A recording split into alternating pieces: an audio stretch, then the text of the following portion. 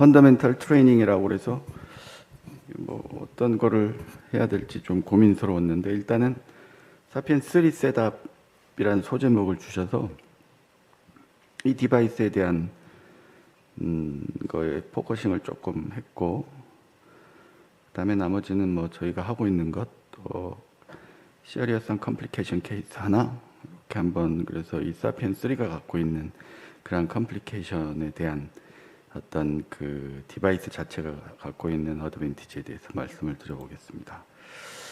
뭐 이런 어떤 이볼루션 과정을 밟았죠, 사피엔 밸브는. 그래서 굵직굵직하게 중간에 이렇게 처음 이 사피엔 밸브를 크리비에가 개발을 했고, 그 외에 트랜스피머럴 어프로치를 존 웹이 하면서 뭐 비약적인 발전을 했습니다. 개인적인 바람은 나중에 저희 후배들 중에 이런 어떤 브레이크 스루를 만들어내는 분이 좀 나와주셨으면 하는 게 개인적인 바람입니다. 밸브 디자인을 보시면 이렇죠. 보바인 페리카디얼 티슈고, 이너 서킷하고 아우터 서킷을 만들어서 파라밸브랄 릭을 줄이려는 노력을 했고, 하이트가 타사 제품에 비해서 작습니다. 재미있는 표현을 했더라고요. 리스펙트 더 카디악 아나토미라고. 그래서 가능한 한 이제 접촉면을 작게 한다는 의미죠. 그래서 기존의 카디악 아나토미가 어글리하더라도 밸브 그 자체에 천착해서 기존의 아나토미에 큰 영향을 안 주도록, 그런 거를 이제 강조하는 내용이 되겠고요. 밸브 자체가 갖고 있는 프로파일을 조금 잘 우리가 이 디바이스를 쓰신다면 숙지를 하고 있어야 될 것 같습니다. 밸브 다이미터가 20, 23, 26, 29에 따라 가지고 요 셀 사이클들도 다 틀리고 더 커지죠. 그다음에 쇼트닝 랭스들도 점점 더 커집니다. 그렇기 때문에 큰 밸브를 넣을 때, 작은 밸브를 넣을 때 이 셀 사이클 그리고 그 쇼트닝 정도가 다 틀리기 때문에 그거를 감안해서 여러분들이 이 디플로이먼트를 해야 되겠다라고 하는 것들을 알아야 됩니다. 그래서 하이트가 펼쳐졌을 때 이렇다라는 것, 쇼트닝 정도, 그 다음에 셀 사이클 정도가 다 틀리다 기억을 해 두시기 바랍니다. 이런 다양한 3D 에어리어에 따른 밸브의 실렉션이 가능하고, 그 다음에 또 하나는 언더필을 하거나 또는 오버필을 함으로써 오버사이징 정도를 우리가 조정할 수 있다는 게 이게 밸브의 특징이죠. 일단은 시스톨릭 페이스 한 20에서 45% 정도 되는 피어리어드 때 이 애뉴라 사이징이랑 여러 가지 사이징 측정하는 게 가장 옵티멀하다. 왜냐하면 가장 많이 펼쳐졌을 때 애뉴러스가 측정을 해야 되겠고요. 그래서 이 과정은 뭐 잘 아실 겁니다. 요 새 크라운의 새 가장 아래쪽 포인트를 잡고, 그래서 이 애뉴라 플레인을 만들어내는 것, 그게 곧 우리한테 코플라나 뷰를 주는 거기 때문에 뭐 이런 각각의 과정들을 겪어서 힌지 플랫 포인트를 잡고 애뉴러스 플레인을 만들어서 저희한테 그 옵티멀 코로나 뷰를 제시하게 되겠죠. 모든 이 사피엔 밸브의 특징이고, 그래서 내가 주어진 애뉴라 사이즈에서 어떤 밸브를 선택을 하고 거기서 오버사이징, 오버필 또는 언더필을 함으로써 얼마 정도의 오버사이징 할 건지를 여러분들이 이제 만들 수 있죠. 이렇게 그렇게 했을 때 오버사이징 정도가 이 오버필 정도에 따라 가지고 올라간다. 그래서 저는 특별한 어떤 컨선, 대표적으로 칼슘이 있어서 아니라 럽처라든지 그와 관련된 컴플리케이션이 생길 리스크가 높지 않다. 그러면 가능하면 10에서 15% 사이즈의 오버사이징을 하려고 노력을 하고 있습니다. 그래야 파라밸브랄 릭을 줄이는 데 있어서 이제 가장 좋을 거고요. 이런 여러 가지 에드워드 커맨더 시스템들이 있죠. 사피엔 3 밸브에 딸린 밸브 있고, 델리버리 시스템 있고, 벨론 있고, 뭐 크리핑 쉴 수 있고, 그렇게 되겠습니다. 델리버리 시스템은 뭐 한 105cm라는 거고요. 그리고 이거는 디스탈 플렉션이 가능하다라는 것을 잘 알고 계시면, 아나토미가 어글리해, 그 허라이전털한 아나토미다 그러면 디지털 플렉션이라는 이 기능을 이용해서 액시얼 얼라이먼트를 여러분들이 잘 맞출 수 있을 겁니다. 이렇게 좀비처럼요. 델리버리 시스템을 통해서 일단 밸브를 포지션을 하게 되면 여기에 파인 무브먼트는 세 가지 방법을 통해서 여러분들이 하실 수 있을 겁니다. 이 델리버리 시스템 자체를 푸시하고 풀하고 해서도 가능하고, 그 다음에 이 와이어를 밀고 푸시하고 풀하고 또 가능하고, 또 하나는 이 파인 어드저스트먼트 휠을 락된 상태에서 돌리면 아주 파인한 무브먼트가 가능하기 때문에 이 세 가지 기능을 이용해서 여러분들이 이 밸브의 포지셔닝을 할 수 있겠습니다. 어떤 거를 할 건지 세 개를 다 종합해서 할 건지는 오퍼레이터가 실제 사용해 보면서 적절히 하시면 되겠고요. 에드워드 이쉬스는 이라는 건 익스텐서블 하다는 거죠. 그래서 여기가 밸브가 지나갈 때 여기가 익스텐서블 하게 되기 때문에 그렇습니다. 그래서 이거는 원통형이 아니라 폴딩된 형태죠. 그래서 쉬스를 돌리면서 집어넣으면 안 되고 반드시 그냥 한 방향으로 해가지고 돌려야 된다. 그래서 14프렌치, 29mm는 16프렌치의 아주 좋은 프로파일을 갖고 있어서 작은 커먼 피머럴 아터리 프로파일에도 사용 가능하다라는 거고, 이런 모양을 통해서 밸브가 지나갈 때만 익스텐션을 하게 되고 지나가고 나면 다시 원래대로 돌아온다 하는 게 이슈스죠.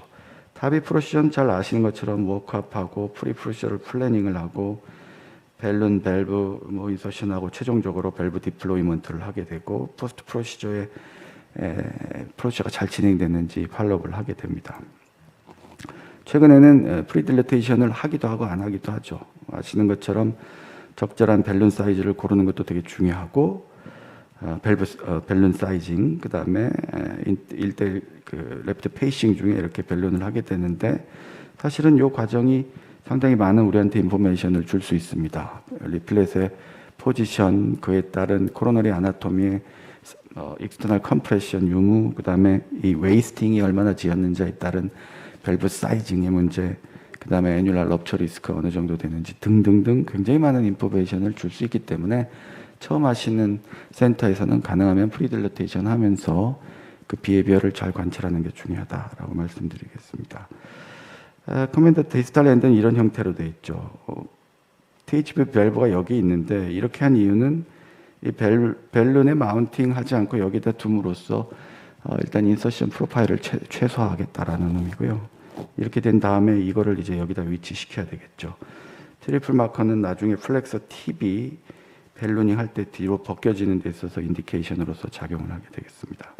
밸브 얼라이먼트를 이런 식으로 아까 말씀드렸던 대로 하게 되겠고, 그거는 인파인 어드저스트먼트를 할 수 있는 이 휠하고, 그 다음에 이거를 집에 당겨서 이 밸브 자체를, 밸룬 자체를 밸브로 집어넣는 일을 하고, 그 다음에 파인 어드저스트먼트에서 요 인디케이터 안에 밸브를 집어넣는 과정을 밟게 되겠고요.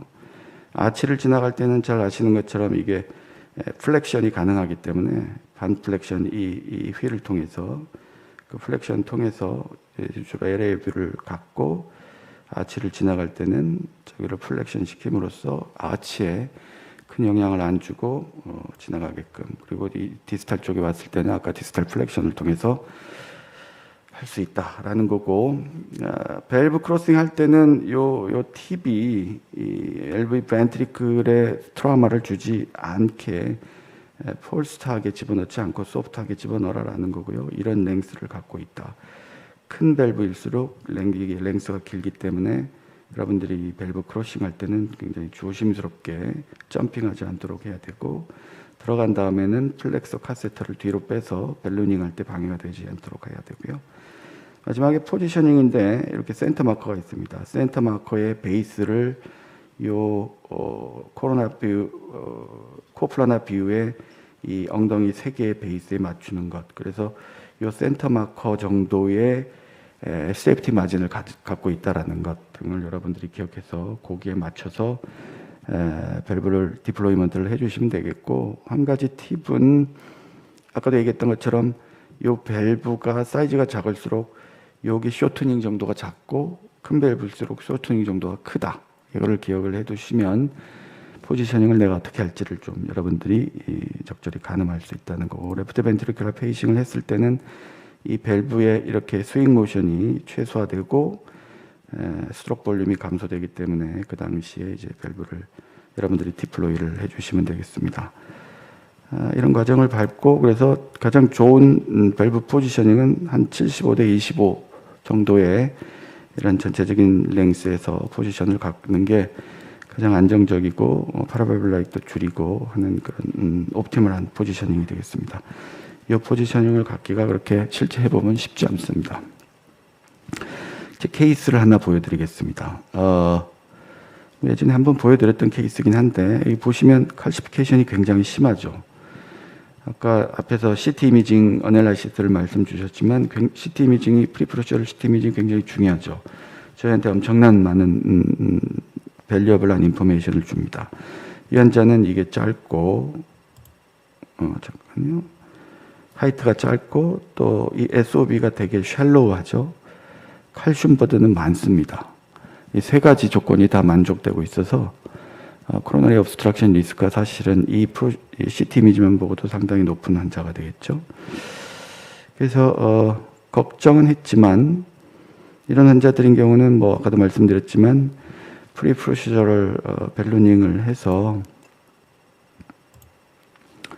이 리플렛 칼슘의 비헤이비어, 코로나리 아나토미의 상관관계를 봐야 되는데, 사실은 그전에는 뭐 요런 리스크 높은 환자는 다 이제 프로텍션으로 와이어링하고 카세터리제이션 했었는데, 그날따라 이 환자는 요 벨루닝 한 걸 보고도 무슨 일인지 괜찮네 플로우 이런 생각하고 프로시저를 프로텍션 안 하고 진행했던 케이스인데, 놓자마자 뭐 레프트 메인 토탈이 됐고, 그래서 카디악 어레스트가 생겨서 환자는 CPR 중에, 제가 여러분들한테 말씀드리고 싶은 얘기는 이 사피엔 밸브는 이 코로나리 아나토미 어세스가 굉장히 용이하다라는 겁니다. 네, 하지만 칼슘이 토탈리 가로막고 있으면 또 안 될 수도 있으니, 그런 리스크가 높다라고 판단되면 아무리 여러분들이 프로텍션을 여러 번 했다 치더라도 지나치지 않다. 왜냐하면 이 케이스는 그전에 제가 한 6, 7번 프로텍션 했는데 한 번도 막힌 적이 없었는데, 공교롭게 안 하니까 막히게 되더라고요. 그래서 사실은 아주 럭키했죠. 어레스트 중에 카세테리제이션을 다행히 쉽지 않게 할 수 있었고, 와이어링도 다행히 쉽지 않게 할 수 있어서 스텐팅하고, 환자는 CPR 중에 스텐팅을 무사히 했고, 여기 칼슘 익스터널 컴프레션이 심해서 세컨 스텐트로 레디얼 포스를 충분하게 해주는 프로시저를 잘 해서 스텐트가 잘 넓어져 있는 걸 확인했고, 마지막 엔조그램도 성공적이었던 이런 케이스가 되겠습니다. 그래서 사피엔 밸브는 코밸브에 비해서 이 코로나리 옵스트럭션 리스크가 더 높다. 왜냐하면 웨이스트가 없기 때문에. 근데 일단 생기면 어세스는 코밸브보다 더 좋다. 뭐 이런 얘기를 드리고 싶습니다. 최근에 미니멀리즘 탑2가 점점 대세로 굳어지고 있죠. 뭐 이거는 당연한 그런 트렌드일 것 같습니다. 그 중에서 아네세시아가 굉장히 핵심적인 요소고요. 그래서 제너럴 아네세시아 대신 점점 컨셔스하게 환자 의식을 있게 하고, 그래서 가능한 한 세데이션 양을 줄이고, 이런 상황에서 이제 프로시저를 하는 게 대세로 돼가고 있고요. 저희 병원도 이제 점차 2018년도 이후에 컨셔스 세데이션 하다가 지금은 그냥 로컬 아날게지아만 한 상태로 프로시저를 하고 있습니다. 지금 이제 환자한테 이제 이 프로시저 중에 레프트 페이싱 하는 중에 좀 어지러울 수 있다는 워닝만 주고 바로 프로시저하고 끝내고, 그래서 이런 프로시저를 하면 이 환자는 여기 펜타닐 하나 달고 와서 아주 컴포터블하게 프로시저를 받고, 전혀 이제 뭐 이런 TE도 필요 없고 인투베이션도 필요 없고 바소프레서도 필요 없고, 굉장히 빨리 디스차지를 할 수 있는 이런 측면이 있습니다. 물론 이런 프로시저를 저렇게 하기 위해서는 잘 트레이닝 되고 서로 콜라보레이션이 잘 되는 팀워크가 굉장히 필수적인 요소로 할 수 있겠습니다. 경청해 주셔서 감사합니다.